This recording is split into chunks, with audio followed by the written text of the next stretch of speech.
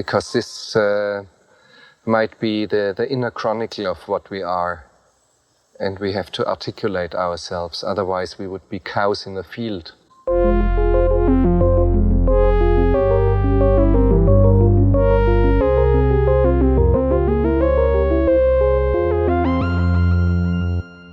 Welcome to Cows in the Field. This is a movie podcast. I'm Justin. I'm Laura. And today we're talking about the 2010 David Fincher movie, The Social Network. Yay! Kind of. So this I is... wanted to be enthusiastic at the beginning. This is the movie that everyone knows. It's about Mark Zuckerberg. It's about the beginning of Facebook. And so who's in this movie, Laura? Great question. Jesse Eisenberg stars as our hero, Mark Zuckerberg. Yeah. Andrew Garfield as Eduardo Saverin, the co-founder of Facebook. Yeah, the co-founder and also perennial good guy who gets screwed over. Yeah. I feel bad for Eduardo. We'll talk about it. Justin Timberlake plays Sean Parker, the founder of Napster and Silicon Valley bad boy. And Armie Hammer plays the Winklevi, both Cameron and Tyler Winklevoss.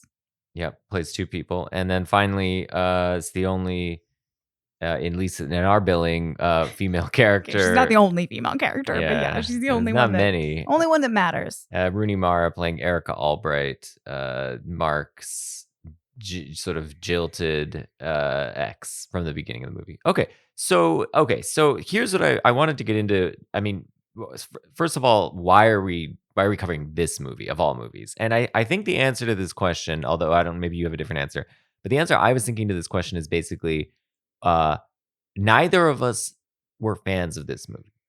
And this movie gets a lot of praise and has continued to get a lot of praise. I was just tuning into the Social Network rewatchables, and I didn't listen to that one. They were saying that this is possibly the movie of the decade for the 2010s. I don't think that's lots of people say that. I know a lot of people think that. Yeah. It's not like an absurd opinion.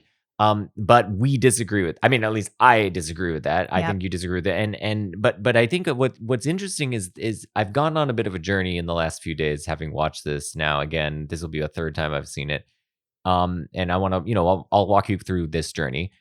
Thank you. I wish you would. So why this movie? Why now? Well, I think it's getting a lot of press at the end of the decade. And people are like, wow, like what a prescient movie. This movie sort of summed up the 2010s. It's held up really well. And so we were like, okay, let's rewatch it and see if our opinion has changed. I think that was the reason, right? Sure. What's the hype about? Now, okay, so did this movie hold up? That's the real question. I think we're going to try to get to the bottom of that. And and of course we're watching it like anyone who's now rewatching this movie or watching it for the first time. You now know basically what happened to Facebook. So this movie ends with like Facebook was valued at $25 billion and Zuckerberg became he's the youngest billionaire. And you're like, wow, that's crazy. That's like the movie ends with that, right? Mm-hmm. Well, let me just knock out a few facts here just at the top here. So Facebook is currently valued at $501 billion. Okay, so its previous value was, or in 2010, its value was $25 billion. And remember, there's a line that Justin Timberlake says, which is like, oh yeah, like a million isn't cool, like a billion is cool. And like, that line seems quaint in retrospect because you're like, how about 500 billion? Like $500 billion. Billion is for chumps. Yeah, that's a lot of money. Okay, the other interesting thing is Zuckerberg is the 6th richest person in the world. In the world. Okay, his net worth is valued at $76 billion. Okay, he personally has $76 billion in wealth. That is wild. Okay. We also know that Facebook was involved in a lot of scandals in the 2016 election and afterwards. And sort of mining and selling people's data to advertisers without their permission, and so on. It's a force in our lives, for better or for worse. Mhm. And at the in 2010, I think we had some sense that this company was a lot bigger than anyone in 2004, when it was first created, could have thought. But I mean, it got even bigger, and that's completely wild. And it's like infused itself in our lives in a way that I don't think we could have foreseen. And so we're sort of watching this movie going back, right? And thinking about that time, of course, what happened then, the mythology behind the starting of Facebook from the perspective of today. So, okay. So let's see. Let's rewind the clock. It's 2010. When did you first see this movie? What was your first impression of this movie? Did you see it in 2010? I may have seen it in 2011. I didn't see it in theaters. I saw it with you. We watched it in Blumhouse. Okay. Yeah. So I think I watched it on remember. like a small monitor screen. Yeah. Not ideal viewing for a Fincher movie that's going to be, technically impressive. There was a lot of hype about it. I did not like it. Yeah. I think at this point I had already started to have the opinion that I wasn't that into Fincher. I've really doubled down on that. But I think that I was starting to feel that way. And I just felt this movie was it was just a nasty movie. Yep. I thought it was mean, and I thought it was so clear that Zuckerberg was a horrible human being, at least the way that they were portraying him all the way through. And one of the things that I find so interesting about people talking about it now, looking back on it, is like, they're like, oh man, when I first saw this movie, I thought like the Facebook guys were so cool, and like Zuckerberg was so cool. And now I'm like, is he a bad guy? Which is confusing to me, because I think in 2010, I thought, yeah, no, he's a bad guy. I mean, I couldn't have possibly known what Facebook was going to be and all of the horrible implications that were going to come of how big Facebook got. I couldn't have known that he was going to have to be, testifying in front of Congress in 2017. I couldn't have known that, but it seemed really obvious to me that he was an anti-hero, at least, if not a villain. But I think a villain, not an anti-hero. I mean, I think what I think the reason you were able to suss that out faster than other people is because she checks the boxes of the bad guys for Laura. Okay, what are those things? He's mean. He is. Don't be mean, guys. That's my hot take. He's mean. He's not a good friend. And he's ambitious. Like, these are like the boxes that add up to villain in Laura's mind. And I think to a lot of people, I'm married to a very ambitious person. I'm married to a Slytherin, so I'll allow it sometimes. Yeah, sometimes. But I think that really, I think to many people, those are not traits that they see as a bad guy. Instead, I think a lot of people here are the traits they see as a bad guy. Classically attractive. Like big and occupying a position of social and institutional authority, wealth, pettiness, and these are traits that are had by the Winklevoss twins, who are positioned as the bad guys. If this movie's told from the perspective of Mark Zuckerberg, who's the protagonist of the movie, the Winklevoss are his enemies. Now, of course, Saverin is also his enemy, but Saverin is such a weak character that he poses no threat to Mark, really. He's just a foil to show us how bad of a guy Mark is. But the Winklevoss are the actual bad guys. They're the guys who are, if he's the protagonist, they're the antagonists. And that's the situation that we get that's presented to us in the movie. And I think a lot of people just saw that and they were like, yeah, Mark's the good guy. How can you he's a lovable nerd. Right? How can you hate this guy? He just wants to program his computer and be a little nerd in his corner. And he's not sure, he's mean to his girlfriend and stuff, but that's because he's got bad social skills, and we can't blame him for that. He had struggled with socialization as a kid because he probably got bullied. And then you look at the Winklevoss and you're like, well, those guys had every privilege, right? They're at Harvard because their dad is connected to the president. They're super buff. They row crew. They have they embody that New England waspiness that we just think bad when we see. And but then I think what the movie's doing is it's sort of inverting that, right? It really wants. And definitely in 2020, you look back and you go, oh, clearly Mark is the bad guy. Mm-hmm. The Winklevoss are these quaint people holding on to the culture of Harvard in some weird fetishistic way, Yeah. where they're like refuse to like engage in dirty play with Mark because they're like, it would be against our code of They conduct. won't sue him at first. Right. Whereas Mark is just like, I don't give a shit about anything. Like, I'm out there crushing people. I'm stringing them along. I don't care. Like, these institutions mean nothing to me. Like, I'm out like on a revolution, right? But he's clearly the bad guy. He's got like no loyalty. He's got no moral compass as far as we can tell, and we know where that ends up taking him in his actual life. We know how this story plays out in reality. It plays out with a robotic, pasty Mark Zuckerberg testifying before Congress as if he had sent a literal robot of himself that got that Vaseline sheen on it. Yeah. And the giant dead glossy eyes. Yeah. Yep. So it's like, that's what, we know where this goes. He's clearly the villain today. So when you watch the movie now, you're like, oh, okay, now I see it. But I think that, watching it in retrospect, I was struck by, the first time I saw it, I was similarly confused. I was like, wait, isn't Mark the good guy? Like, he made this website that's fun, Facebook. Like, who cares? Yeah, we all love Facebook. Yeah, Facebook's fine. Like, it's dumb. If anything, it's like harmless. It's like a harmless, stupid website that we were like over by 2010, right? I think like the biggest who thing in the debate about Facebook in 2010, which was when I graduated college, was just like, you gotta watch out for Facebook because like your footprint never leaves. Your footprint I think that was like, I had friends that were applying to med school that were deleting their Facebook profiles. Like that was the thing. Like that was the biggest danger of Facebook, was just that like your embarrassing kegger picture is going to be there for forever. Not, we may let Russia hack our election. Yeah. Well, I think also the other danger was like, your parents are on Facebook now. Like they finally figured it out. So now, be careful because they're coming for you, and you don't want to post your pics of yourself at the frat party, like doing keg stands, because, your aunt is going to see it and go, hey, wait a second. Yeah. So, I mean, so Facebook. Now it's like where boomers live. Yeah, it's been completely inverted. Yeah, it's just like a repository of boomer misinformation. Oh God. Anyway, but so I think that has changed, and I think so for me, rewatching the movie, I thought, okay, I was too hard on this movie. It was a prescient movie, and I give it credit for that. Sorkin is getting at something that was in the water, and he managed to pull out and articulate, I think, very clearly this sort of toxic male nerd thing.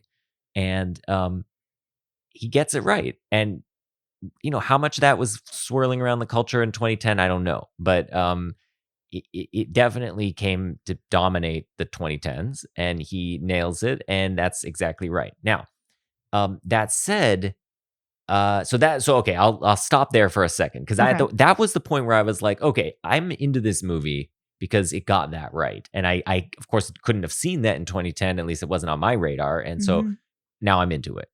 I'm gonna come full circle on this though. Okay. Spoiler alert. Okay. But anyway, that's where I'm at with this movie. So that's me. I didn't like it when I first saw it. I should just say, like, I mean, in 2010 I saw it and I was like, I think I saw it in theaters, and I was like, I left the movie just feeling like, wow, this was all style, no substance.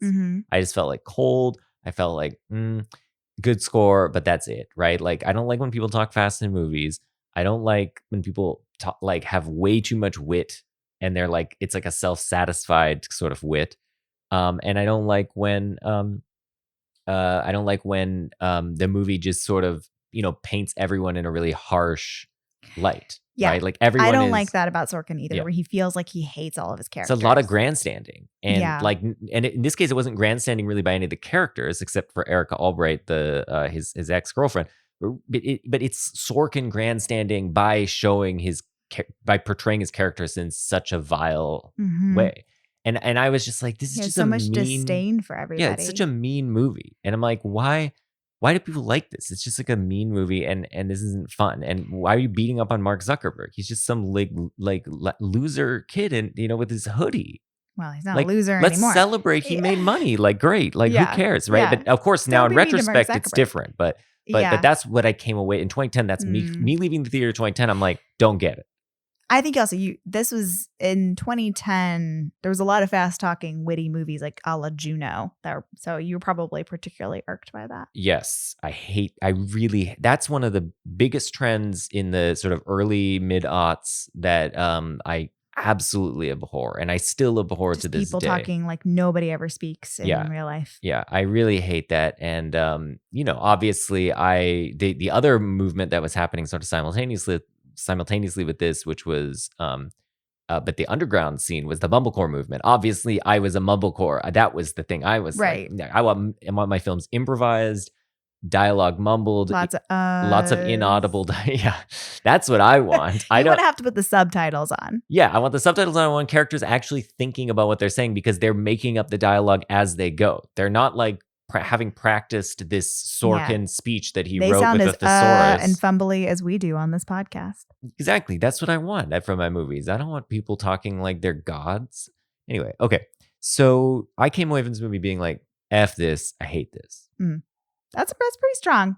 Yeah, I think I also had a pretty strong anti-reaction. Maybe just too because everybody was like falling over themselves in this movie. In I see. So 2010. yours was reactive to the. Yeah, I think sometimes I like to be, particularly with Fincher, I like to be a little contrarian. It's the same Okay. with Gone Girl. Well, we're not going to do a podcast Yeah. on Gone Girl, Okay, but I don't like that one. Fincher's you have a love, but you have a love-hate relationship with Fincher because there are some Fincher movies that you absolutely love. Yeah, no, I mean, which ones do I absolutely love? Zodiac? 7, Oh, Zodiac.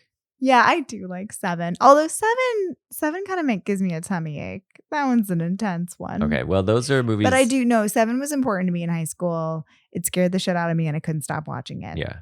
Okay. Now, fast forward. It's 2020. We sit down a few nights ago. We watch this movie. Any new reactions? What do you think? I think I still had a similar reaction. You came away feeling more impressed than I did. Mhm. I wanted to like it because I like it when I change my opinion on something. It's good when something grows on you and you come to appreciate it. I think you cannot deny that it is a technically impressive movie. One thing I will say for it is that it really moves. Yeah. The cross-cutting, because this is kind of a hard task, right? It's a movie about like coding Yeah. and a website and also depositions. Like that sounds like a real snooze fest. Yeah. And Fincher and Sorkin because the dialogue's so snappy, but really because of the cross-cutting in the way that Fincher moves it forward. By the time we got to the end, I was like, oh, wow, we're like, it's it. This is it. We're done. Like, this is the big altercation between Saverin and Zuckerberg, and like the movie's over. Yeah. It's like 2 hours. Yeah, but it didn't feel like 2 hours. I thought it actually moved pretty cooks. quickly. I was surprised how smooth it is. I'm tired all the time. And whenever we start a movie 5 minutes in, I'm always like, how long is this movie? Yeah. Get ready for Gladiator. Oh, no, God help. 3 hours. God help me. I think we just have to like cut out anything by Ridley Scott. That's never mind. That's another podcast. Skip Ridley Scott. Okay. So you came away. Okay. No, so I know I thought You're like, it moves fast. It moves fast. I thought it looked really good. I thought there were some Fincher touches that were a little bit too much or some CGI that All right, didn't quite work. We'll get into the Fincher thing in a second. Okay.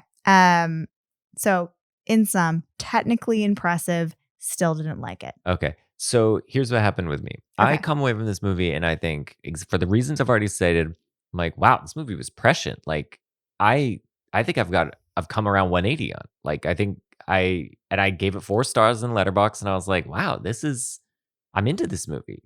For some of the reasons you said about it cooks and it's prescient and it seems to cut to the core of Zuckerberg and articulate a kind of fascinating character study of who this guy is and what makes him tick, and and I'll get into what I think that is, but these were the things I was like, wow, maybe I just misjudged this movie. Mm-hmm. Okay, 2 days later, I've been thinking about this rattling movie around in my head for a couple days. I've been hemming and hawing about it, and I'm back to where I started. I'm going full 360 on this because here's where I come back to. So the things I like about the movie remain. So the things I liked in 2010 remain. So the first thing is the score, the Trent It's a Reznor great score, score. Atticus Ross score, absolutely incredible. It's something it's on repeat for me all the time. I like to work to music, and that's one I like to work to a lot. It's great.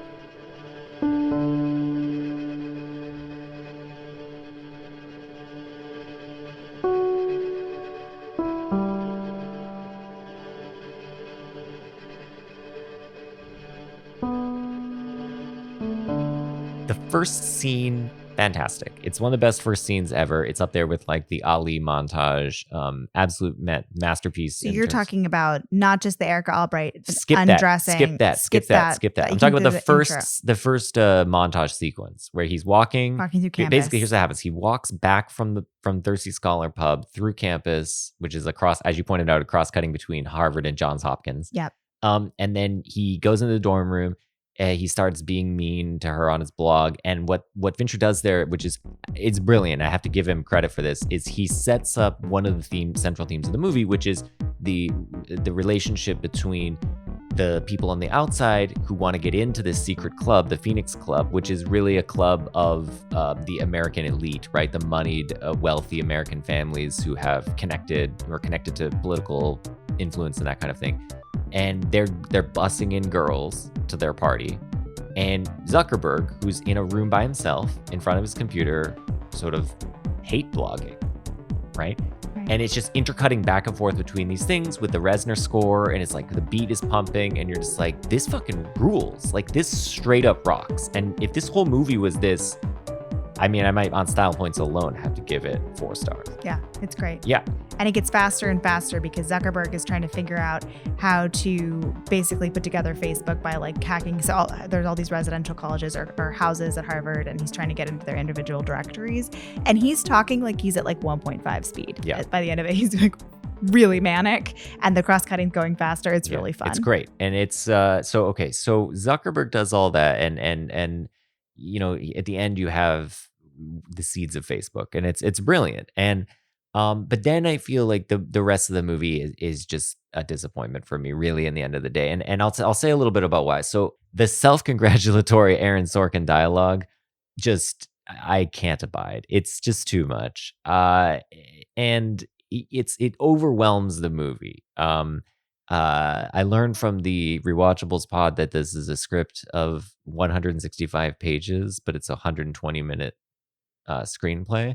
Oh, sorry, 120-minute movie, and it's usually like a minute a page. A minute a page, right? So it's basically going at 1.5 speed the entire time, and you know, it's all. It really is sort of disgusting to me in that the level of pandering to its audience that Sorkin does. Which is what I mean by this is that he basically wants the audience to feel smart for the fact that they're following people talking really fast.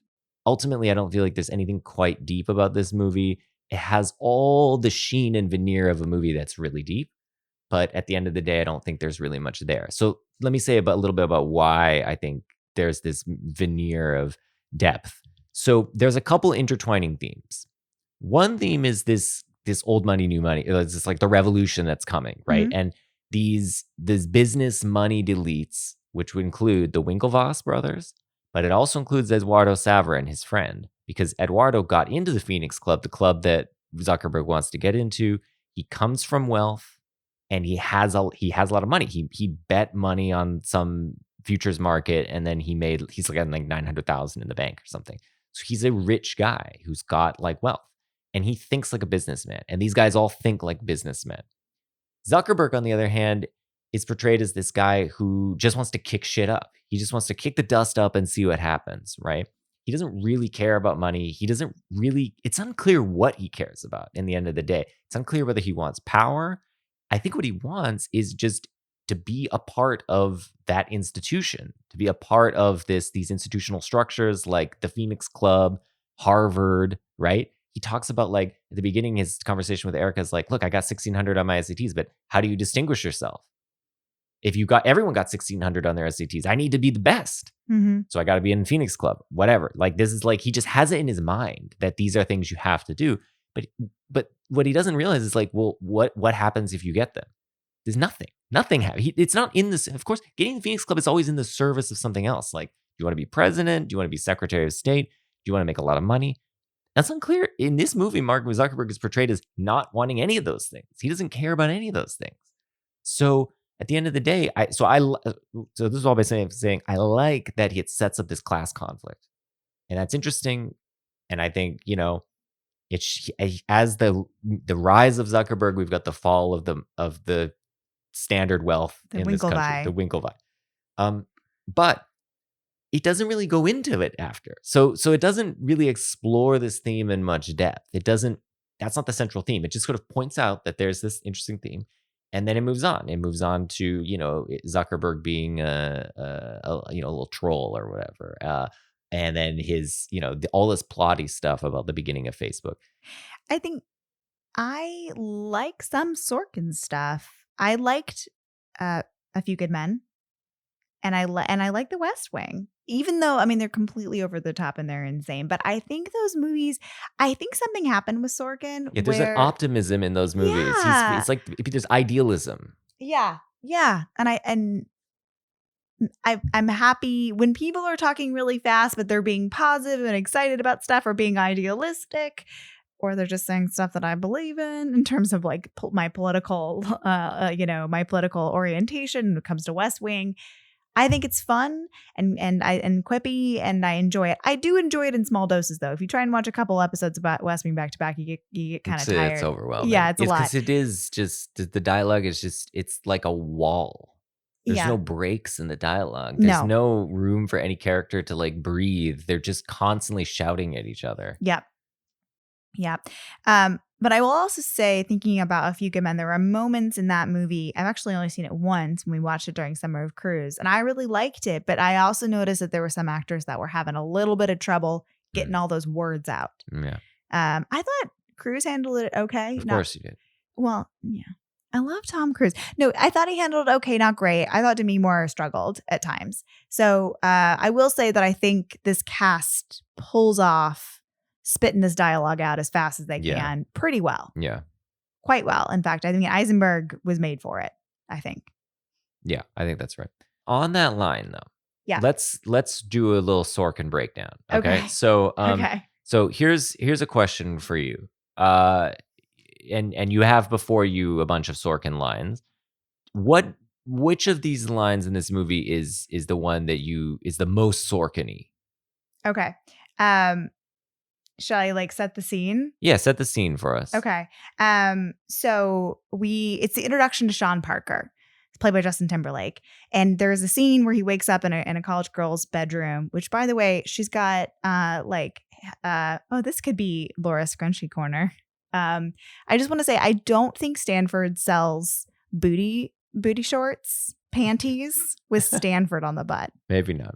Don't think that's a thing. They're like the boy cut short. They're very cute. Dakota Johnson's butt looks really good in it, but I don't think anybody has at least Stanford has not officially issued Stanford panties. You looked this up? I did not look it up. I feel confident that Stanford does not sell Stanford panties. You might be able to get them off some other vendor, but I don't think the university sanctions such a thing. Okay. Anyway, sidebar. Dakota Johnson has slept with Sean Parker, and she's accusing him of not knowing her name. So what do you do? I'm an entrepreneur. You're unemployed. I wouldn't say that. What would you say? That I'm an entrepreneur. Well, then what was your latest preneur? Well, I founded an internet company that let folks download and share music for free.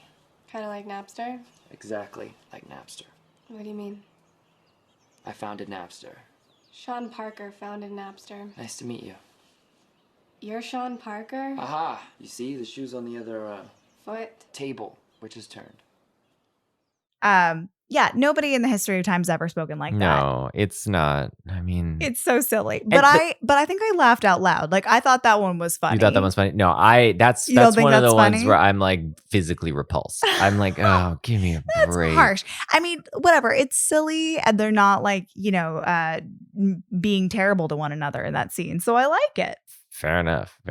Okay, so here's my take. So I'll give you my favorite Sorkin line and my least favorite Sorkin line. My line, just for clarifying, mine was just the most Sorkin-y. Yours was the most Sorkin-y. Yeah, yours is the most Sorkin-y. So here's the best line. You are probably going to be a very successful computer person. You're going to go through life thinking that girls don't like you because you're a nerd. And I want you to know from the bottom of my heart that won't be true. It'll be because you're an asshole. Yeah, so I think this Erica Albright line is amazing. I think it really does sum up this one of the themes of the movie that's not really explored in much detail, but it is present in the movie, of toxic nerd masculinity. And so I thought that was great. And And then the worst line, I mean, this is just such a I feel like the Army Hammer performance is so weird. And it's the line where they're the two Winklevoss brothers are considering beating up Zuckerberg. What, do you want to hire an IP lawyer and sue him? No, I want to hire the Sopranos to beat the shit out of him with a hammer. We don't even have to do that. That's right. We can do that ourselves. I'm 6'5", 220, and there's two of me. Yeah. So, I mean, this is a kind of cringy line. Do you think Armie Hammer doesn't do a good job with it, or he does as good No, as he can? it's fine. I find his performance strange, though, for other reasons, but he's fine with the line. It's just a really cringy line. It is a lot. One of the things I think we were interested in watching this movie again was, so this is a movie which is a collaboration, and very seriously a collaboration, between David Fincher and Aaron Sorkin. Mm-hmm. Fincher the director, Sorkin the writer. Now, as a matter of fact, Sorkin took home Best Adapted Screenplay, adapting the Ben Mesrick novel. What is it? Accidental Billionaires? Yeah. And Fincher was nominated for director, did not win. Believe it went to Hooper for The King's Speech. Okay. First name Tom, last name Hooper. So Sorkin wins the screenplay, which is fine. I mean, I can see where people can be bamboozled into thinking this is good writing, and Fincher does not win director. But both of these guys, I really think of this movie as like a clash of titans. And they're particular and demanding. Yep. And they're very, exactly. They have a style that's like a signature style. Yep. Okay. And Sorkin is like, you have to say every period that I write. Exactly. Fincher is like, you have to do 800 takes. Yeah, 1,000 takes. And because he's moving the camera with the actors. So it's blocked out. It's all like super precise and executed, to perfection. Okay. So this is a movie with these two kind of, machismo dudes at the helm. And as you would expect, there's a bit of a battle going on. You've got Sorkin, who is trying to dominate the movie with his words. And you got Fincher, who's trying to get out from under those words a little bit and provide his own flourishes, his own sort of signature Fincher style flourishes. Okay. Question, who overwhelms the movie with their own style? I think this ends up being Sorkin's movie. I think that's what the lines are, what people remember. I think it's 160 pages of script crammed into 120 minutes. I think it's like the whole movie is Sorkin. Yeah. But I will say, I mean, I know I just said that I don't love Fincher, and one of my sort of ongoing bugbears is I don't like his color. What is it called? Color grading. Color grading. Thank you. Yeah. It's all of his movies are really green. Anyway, whatever. I actually think all the things I liked about this movie were Fincher's, and everything I did not like about the movie were Sorkin's. So even though I didn't end up in the whole liking the movie because the Sorkin part of it was weighed heavier in the balance of those two. But I think the way it was filmed was quite beautiful. I think the cross-cutting and the momentum was really good. The score, I'm going to give that to I'm going to give that to Fincher because Trent Reznor has been a frequent collaborator of Fincher for many years. So I would guess that was Fincher's call. The score is really good. So I feel like he did everything he could to make it a really good movie. But the Sorkin-ness of it all is just incredibly overwhelming. So okay, one way of understanding your answer is to think, if this movie had been written by a different author, maybe someone who didn't have as much of a voice as Sorkin, you think it would have been better? Yes. That's interesting. Yeah, I think I'm tempted to agree, and I think I have to agree given everything else I've said about Sorkin and how much I sort of despise the dialogue aspects of this movie. But I feel like I can only give Fincher a pass on that first sequence. The rest of it, I feel, is pretty fine. It's exemplary filmmaking, and it's the kind of filmmaking that should be taught in film school. But I feel like it's not the most inspired Fincher. And no, I agree with that. I think but he's so competent. Yeah, exactly. He knows what he's doing. Yeah, totally. Except for there's some CGI Oh, yeah. breath that looks funky. I actually thought it looked fine, but you were noticing it. It I was thought so that was funky, interesting. Yeah. and I don't know why they needed to CGI some breath, but You know, actually, one thing I should point out is I think the part of the reason that first sequence works is so Fincher himself was a music video director before, Mhm. and so I think that's really where you're getting. He understands how to edit with pace. He knows how to shoot and edit with pace, and because he knows how to edit to music, and I just that I think is his strength, and just people in a room talking to one another is not his strength, and yet this whole movie is people in rooms talking to one another, and so that's I think why for me it just doesn't succeed, you know. Yeah, but I think yeah. So I'm kind of like neither. They both in a way bring their juice to the table. Neither really succeeds. they but cancel each other out. maybe they cancel each other out. Yeah, exactly. Yeah. So speaking of like we've kind of touched on this a little bit, but I think one of the things that we should get into are some of the themes of the movie, and I do think that the movie, there are themes. I think they're not explored in much detail, but I think there are a number of interesting themes in this movie to sort of touch on. And I think one of them is this. All right, so this idea of a revolution, right, Mhm. which has become this mantra among Silicon Valley people that like we're starting a revolution. To what end? Well, don't worry about that. The fact is that we're creating a revolution. That's the important thing. We're upending the social order, bringing about change. That's just good in and of itself. And this is this mantra that's repeated again and again by Justin Timberlake's character. What's his name? Sean Parker. Sean Parker. And and I clearly the movie portrays him as a complete lunatic, I think, or someone who is like you pointed this out at one point, devilish, right? Yeah. He's like a demon. He's lit like a demon at times. He's like a Mephistopheles. He's a yeah. Mephistopheles. He's just out there to like I stir like that the little pot. detail. They're in a They're a at the club. club. They're at the club, and the light there's under lighting, which is impossible, but it's sort of changing colors up and flashing underneath his face as he's like seducing Mark Zuckerberg into this world of disruption. Yeah, but it's like to what end? See, there's a difference between the American revolutionaries who had an end game. They were like, we're not just trying to get rid of the British, we're trying to create a new system of government by the people. Okay, so what's Mark Zuckerberg's end game? Who knows? It's just like, I want to create this company that like destroys or what? Sorry, just like creates a new place for people to hang out on the internet. Sean Parker, what's his end game with Napster? He repeatedly says again and again, he's like, yeah, with Napster, I didn't lose. Sure, like I lost, I'm getting sued by every company, whatever. But he's like, but I disrupted the music industry. Yeah. And it's like, great. So He like, fucked up Tower Records. yeah, That's like what- you destroyed a bunch of people's livelihoods, and you made it harder for musicians to make money, and like you had no vision on what would replace this, and like you're happy about that? Like, what are you? You're just like a demon, basically. So that's this idea, and there's the mantra of revolution and overturning the existing institutions.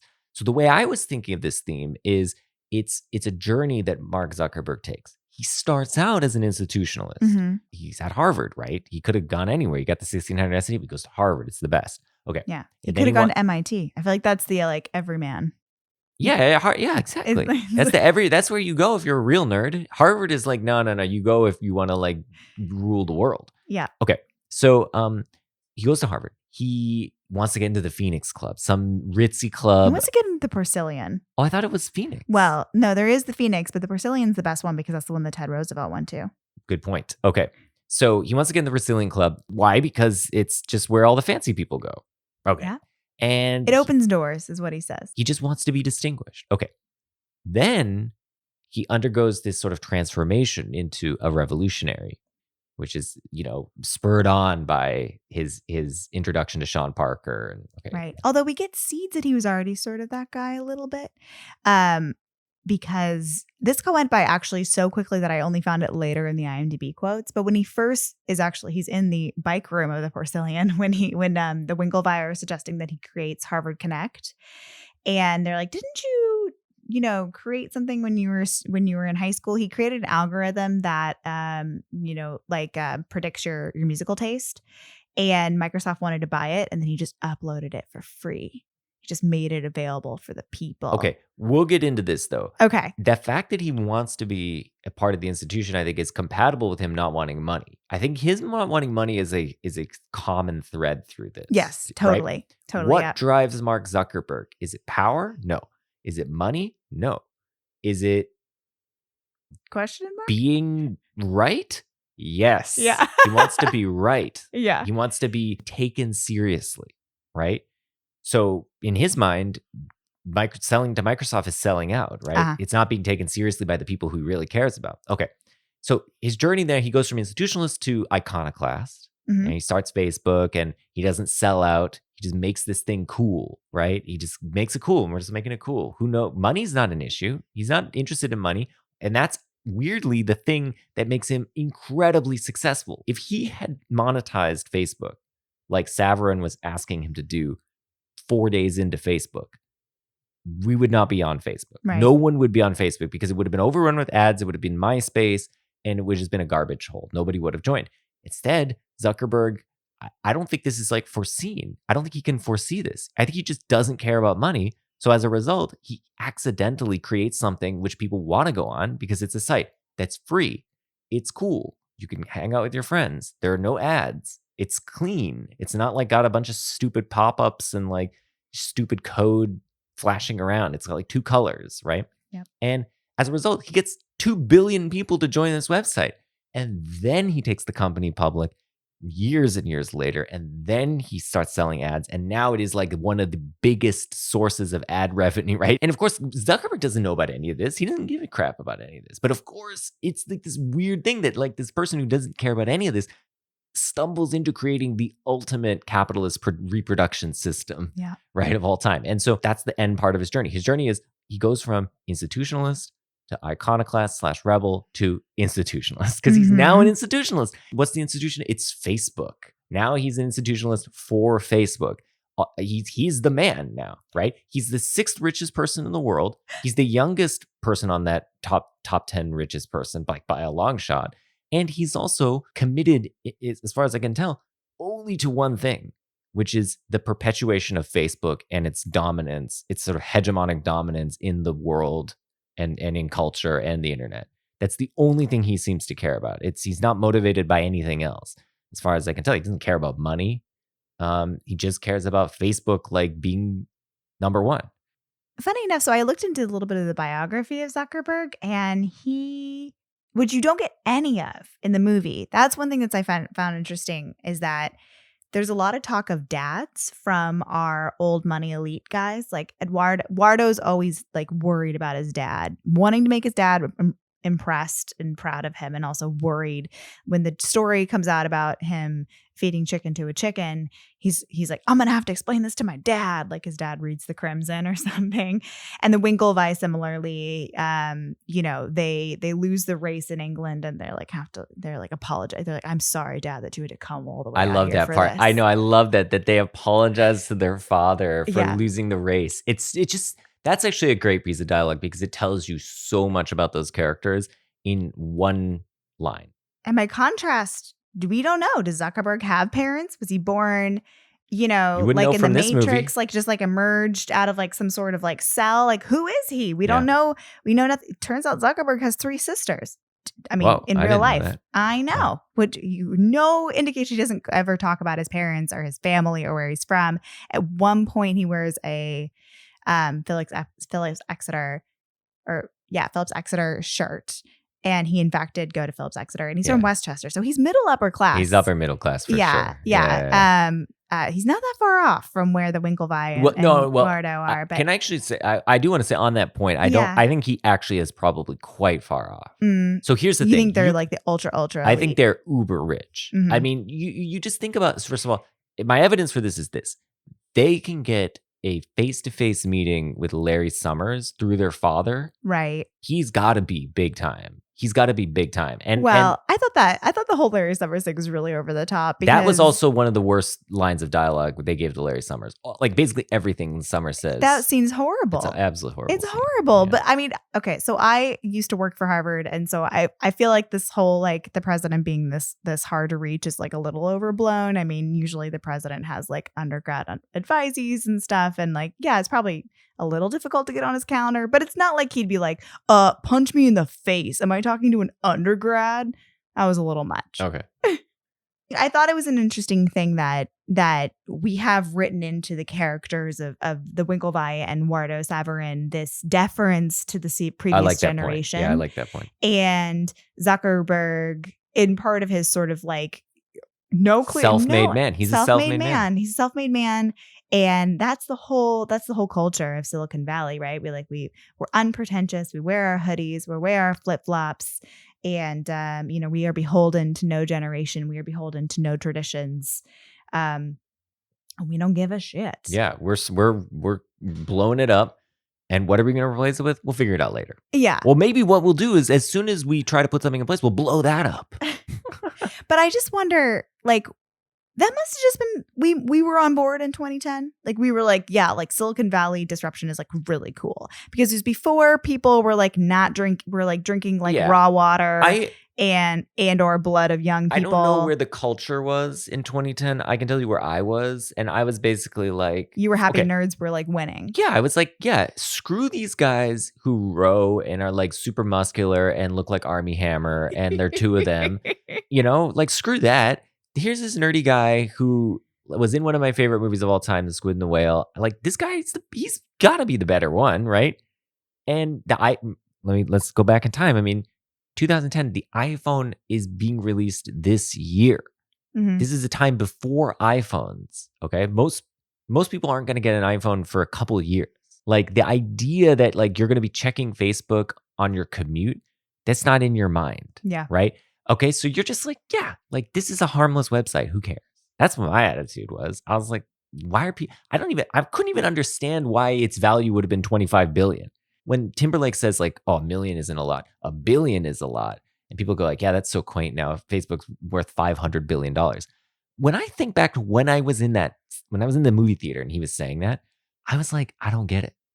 I don't get how this company that just makes a site that people can go and be like, here's my relationship status and poke people and stuff is worth $25 billion. I'm like, that doesn't make any sense to me. Because again, the way I'm thinking of it is like, well, I'm sure I like the site, but as soon as they throw ads on it, I'll just leave because I don't care. Like, I'm not beholden to this website. Yeah, but you are beholden to this I website. am. Yeah. I am. Should we digress on that Sure. briefly? Yes. Yeah. So I've thought many times about getting off Facebook because I think it is ultimately a source for evil. I don't want to be complicit in that source, in that production of evil, and I think it ultimately brings out terrible things in people, and I don't want to be a part of that. So I am on Facebook. I post very little. I only post when I feel like I have to promote something that I'm, like a part of.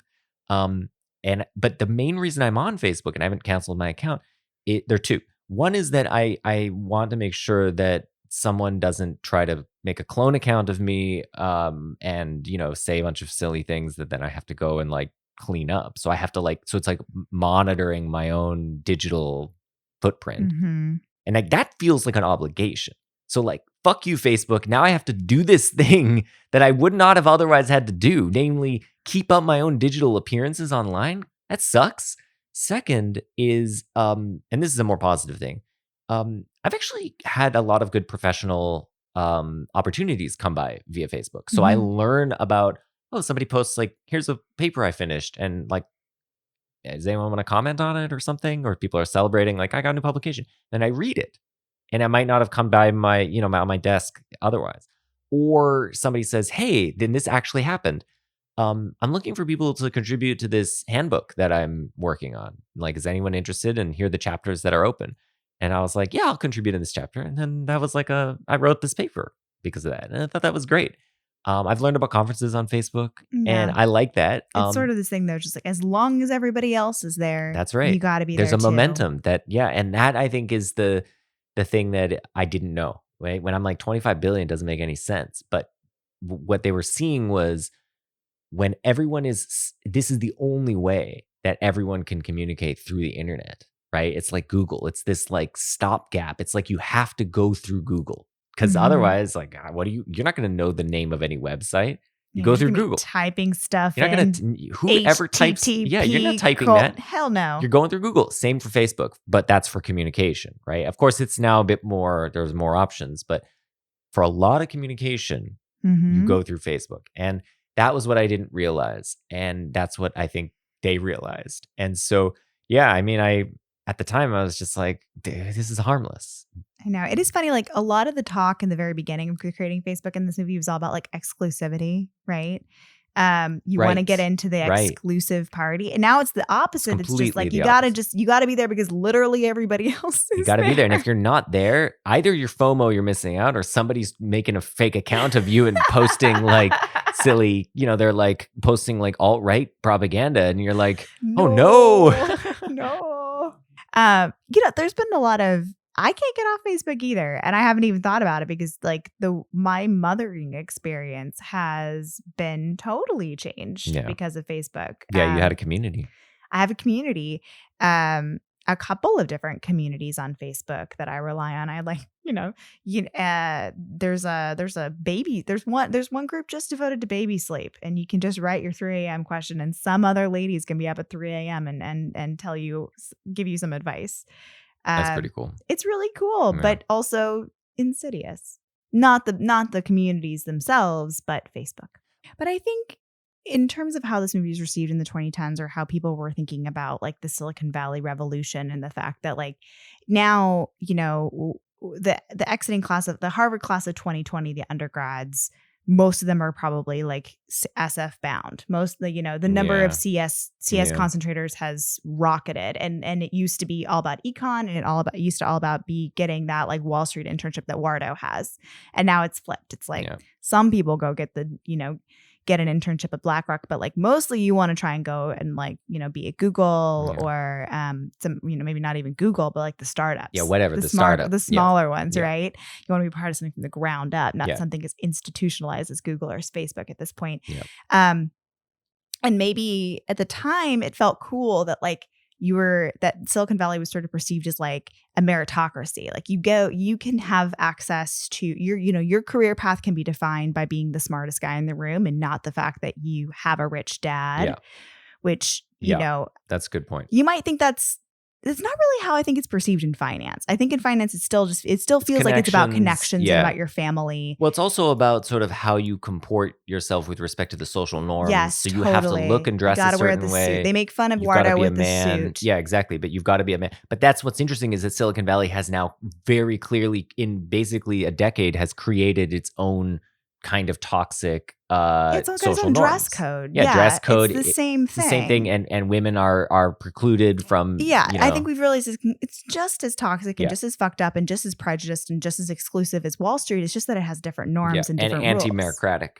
Yes. Yeah, absolutely. But I think in 2010 we thought it was a meritocracy. We were like, look, like anybody who's smart can be successful. If you have an idea and you're smart and you're a hard worker and you can code, like the world is your oyster. And like, fuck those guys in the Phoenix who, with their ascots and their banking internship.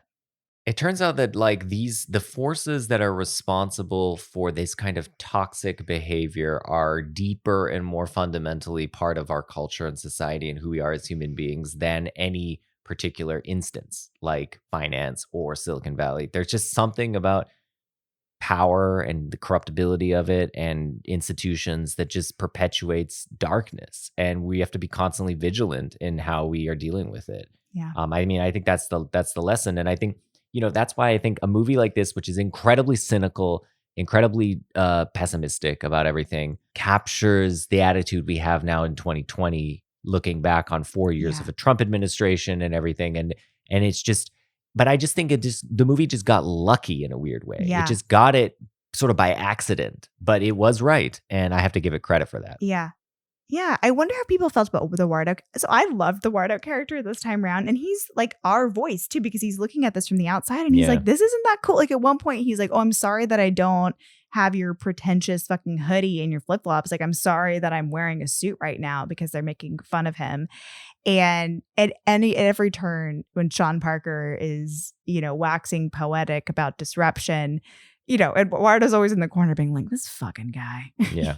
Yeah, but let's talk about that briefly, though, because the relationship between Wardo, this sort of love triangle that is set up between Wardo, Parker, and Zuckerberg. Yeah. That was something you noticed. I think in another version of this movie that was more interested in character development, that would be perhaps one more of the central conflict of the movie, or perhaps the whole point of the movie is that it's about like male friendship and it's a breakup. Yeah. You don't get to see how close Zuck and Wardo are in the beginning, and perhaps because it seems like they play Zuckerberg like such a sociopath, so it's not clear how much he was giving to Wardo in that relationship. But he says like, "Oh, Eric and I broke up," and Wardo was just like, "I'm here for you." Yeah, it's true. That's true. Yeah. As the first thing he said, he's just like, "Let's talk about your feelings." And Zuckerberg's like, "No, I need your algorithm." Yeah, I need the algorithm for rating chess players. But he does say he's my best friend. He does seem at times like hurt by this. I mean, they're clearly at the very end of the deposition, like they're bitter. Yeah. But they were close and they cared about one another. And then in comes Sean Parker. Yeah. And he's a disruptor. He's a disruptor and he's a homewrecker. And, through the tensions of this disagreement over what the vision of Facebook can be, they're trying to, raise a child together or something. They're creating something together and they have creative differences, and it breaks apart their relationship. Yep. And throughout this whole thing, Zuckerberg is falling for Sean Parker. Yep. He thinks he's so cool. He even gets I'm the CEO bitch business cards, just like Sean Parker says to do, and he starts modeling his behavior after Sean Parker. Yep. And I think that scene where Wardo tells him to lawyer up, and that's their final breakup, and they both have tears in their eyes. And I'll bet what you hated the most is that they identified me as a co-founder of Facebook. Which I am. You better lawyer up, asshole. Because I'm not coming back for 30%. I'm coming back for everything.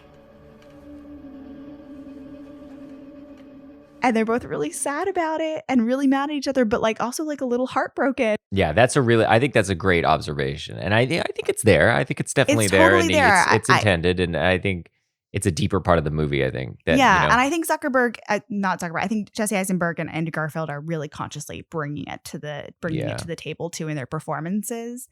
And I always like movies about male friendship where they can't say what they mean, but they say it with their eyes. Yeah. I love that. No, it's great. I love movies about friendship. Do you have a top male friendship movie? Come Well, on, Lord of the Rings. Lord of the Rings. Freaking Samwell. Until the more recent installations of Mission Impossible movies, I think the Mission Impossible movies become about friendship. Yeah, no, totally. That's totally right. Until the Rebecca Ferguson thing. Well, but it is there until the most recent one. Until the most recent one, and where suddenly they fucked now it up. they're gonna make her into that sucks. That sucks. Because I like how they were just equals before. That's a tangent. She was just another friend. But it's a love triangle. This movie's a love triangle, and both Wardo and Parker occupy the two poles that Zuckerberg is in between, the institutional pole and the disruption pole, right? Mm-hmm. And he oscillates between them throughout the movie. And I think that is, that does make the movie better. And actually thinking about this a little bit, because this is the first time you mentioned this theme, and it is making me think a little bit more fondly of the movie. You know, I think there's more to it than I was giving credit for. There's a line even in the this time. deposition scene where she says, "Well, if you wanted to create this and you wanted money, why didn't you just go to the Winklevi? Because they had already approached you about this. Like, why didn't you bring them into this to be on the ground floor?" And he's like, "Because Wardo's my best friend. Yeah. And I didn't want to be partners with the Winklevosses. Yeah. I wanted to be partners with my best friend." And that's really sad. Yeah. Well, and Fincher does this excellent thing. Cuts to a shot of the empty chair where we know Wardo was previously sitting because they were deposing him at the same time, but he's gone now. And they just sort of a small push in on that empty chair. And you see the eye contact as he looks over at that empty chair. The chair is gone. The friendship is gone. Yeah. Yeah, it's great. And the end movie of that movie, says like, okay, now he's, valued at $25 billion or whatever, but he's alone and he's just Facebook friending Erica. Yeah. He's nobody left. I think Wardo even says that. I was your only friend. Yeah. There's nobody left. It's sad. Yeah. again, I think that the fallout with Wardo, why do they fall out? Well, it's partly because he's now in love with Sean, but it's also partly because he perceives Wardo as not really fully behind Facebook because he pulls the plug on their finances, threatening their servers. And because he doesn't come out to California too. Well, yes, but I think that's the first sign. But then the real thing that drives them apart is that he pulls the plug on the finances, and there's this scene where Zuckerberg berates Wardo over the phone. He's like, look, if our servers go down for 1 second, we lose those people. Our whole thing is predicated on we never go down. Yeah. Right. And he's like, you jeopardized us because our servers could have gone down. And that's the thing where what does this show you about Zuckerberg?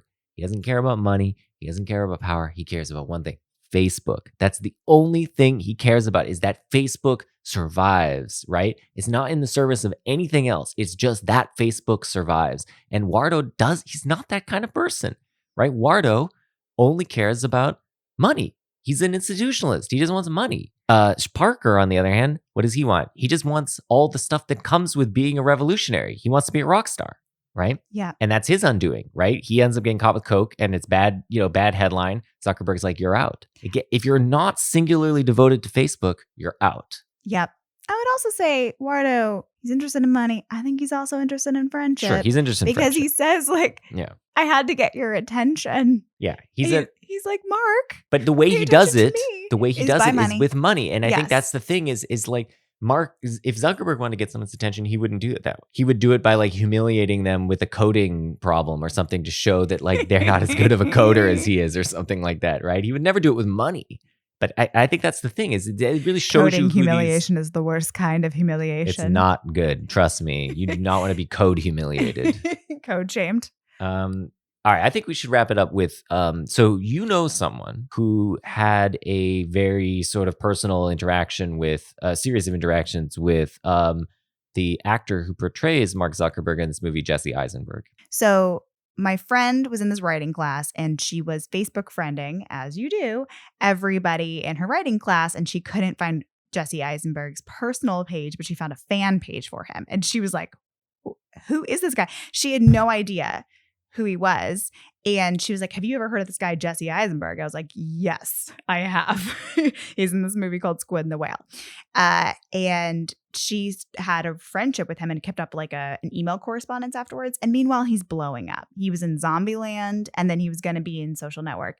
And at no point in their frequent email correspondence does she acknowledge this, mention it. Neither does he. They just talk about other stuff, books and things. And finally, at some point, she said to him, she made some reference to him about the fact that he's in movies, and he never emailed her back ever again. I don't know. Like, is he like loving, like living an alternate life where he must be? It must be. I mean, he was just like, this chick lives in a hole and does not know that I'm a superstar, and I love it. That's so weird. Like, I would. It's a weird move. It's very strange. Yeah, I think he might be a weird guy. No doubt about it. He is really well cast in this. Yep. I think he's good. I also mentioned to you while we were watching it, I like that he's not doing an impression. Yeah. He doesn't do like the voice. Kind of the voice. Yeah. And obviously Zuckerberg's very wide-eyed, and Eisenberg is not. He looks like a little rat. Yes, he's very rodent. He kind of has like a lot of like eye flicking back and forth. But it matches the character that Sorkin and Fincher I think have in mind. Yeah. So it absolutely. works. I think he does a really good job. Yeah. I mean, I don't know. Maybe the course of this conversation, I actually feel like I'm now in between where I was. So Is it because of my love triangle? Yeah, angle? that and a couple other things that came up. I was like, you know what? I feel like there's depth to this movie where I wasn't seeing it as much. And so to quote Justin Timberlake, we came up, what is it? You go around, you come back around, and go all the way back around. How does that line go?